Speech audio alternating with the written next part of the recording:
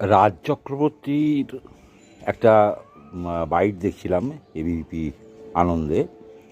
উনি বলছেন যে উনি একটা থানায় এফআইআর করেছেন, যারা এই যুব ভারতীতে এই মেসি কাণ্ড নিয়ে যারা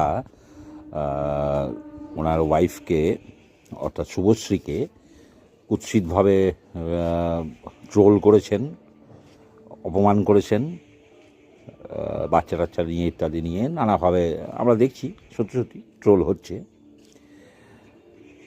তাদের এগেনস্টে উনি এফআইআর করেছেন, এবং এফআইআর করে যে উনি ক্ষান্ত তা নয়। ঠিক ওনার বক্তব্য হচ্ছে শুধু ওনার নিজের ওয়াইফের ক্ষেত্রে নয়, উনি যেখানে কোনো মেয়ের প্রতি এরকম অত্যাচার, অবিচার, অনাচার হবে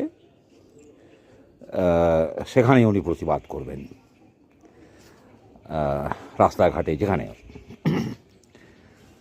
খুব ভালো কথা। আমরা প্রত্যেকে আমরা আশা করি আপনি এটা করুন। একজন জনপ্রতিনিধি হিসাবে, আমি সিনেমার ডিরেক্টর হিসাবে বলছি না, একজন জনপ্রতিনিধি হিসাবে এটা আপনার দায়িত্ব। খুব ভালো কথা। কিন্তু ওতেই উনি ক্ষান্ত হননি। উনি শেষে যোগ করেছেন যে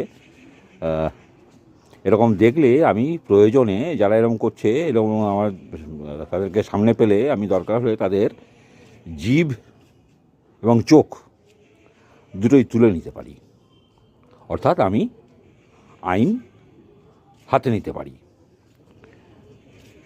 কীরকম একটা বেখাপ্পা হয়ে গেল না ব্যাপারটা? একজন জনপ্রতিনিধি, যিনি জনতার ভোটে এমএলএ হয়ে বিধানসভায় যান কি যান না সেটা পরের কথা, কিন্তু জনস্বার্থের ভোটে এমএলএ তো হয়েছেন। এমএলএ হিসেবে একটা মোটা টাকা মাইনে তো পাচ্ছেন, এমএলএ হিসেবে নানান সরকারি সুযোগ সুবিধা তো পাচ্ছেন। তো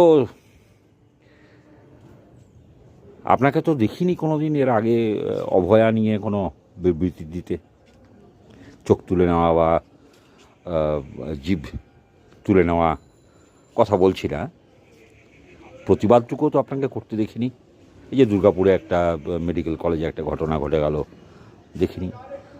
প্রত্যেক দিন রাজ্যের বিভিন্ন জায়গায় যেসব ঘটনা ঘটে চলেছে তার বিরুদ্ধে কোনো দিন তো আপনাকে মুখ খুলতে দেখিনি। অথচ আপনার স্ত্রীকে যখন এরকম একটা সমস্যার সম্মুখীন হতে হলো, যেটা খুব নগণ্য সমস্যা আজকালকার সোশ্যাল মিডিয়ার দৌলতে, তাতে আপনি জিভ চোখ তুলে নেওয়ার নিদানও দিয়ে দিচ্ছেন। বাহ বাহ বাহ।